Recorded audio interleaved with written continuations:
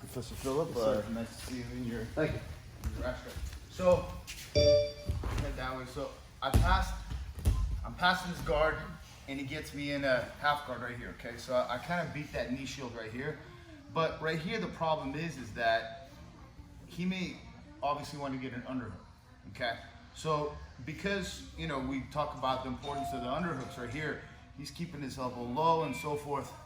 And if I get here, okay, I gotta be able to jam that underhook. Okay, jamming the underhook basically means that your body goes to the hip, okay, and you're not letting him elevate you using that underhook. Because if I go here, okay, he's gonna get underneath me and then he hoists me up, and now he's already going to my back.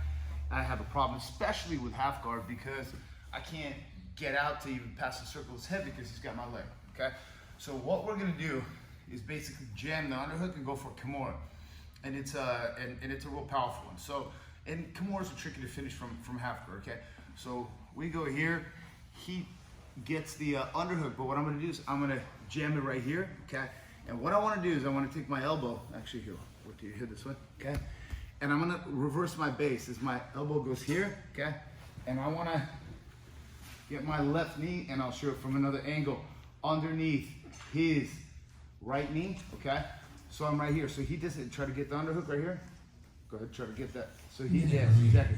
So from here, what I do is I go back and I grab his wrist right here and I lock up his hand for Kimura, but he's keeping it tight.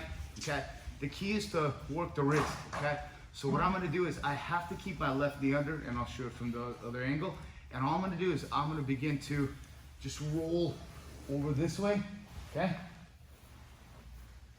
and you see how his arm goes away from the body as you roll, because it kind of is this awkward angle where and they're really clamped on. So face the head over. Yes, sir. So watch what I'm doing.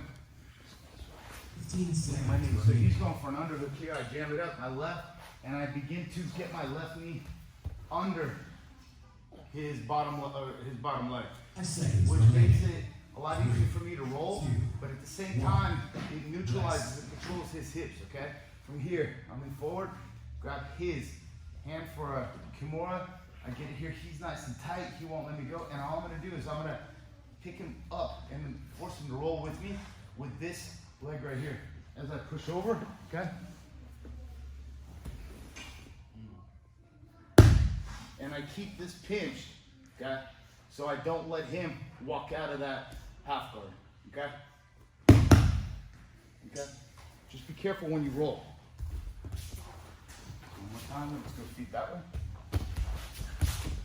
So you got half guard here, pass to beat that knee, he's going for an underhook.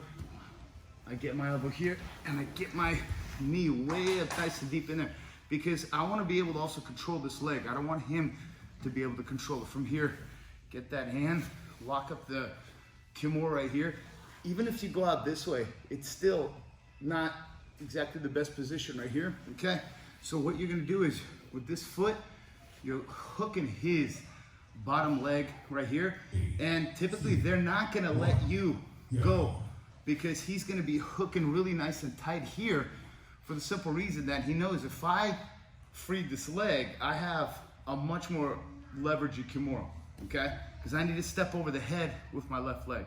So here what I'm gonna do is kind of push it down here, and I'm gonna roll over my left shoulder, and I'm gonna pull him up this way. See how his hand came away? And I keep it at a 90. And I torque it out. Make sense? You're rolling over your left shoulder. Let's try it.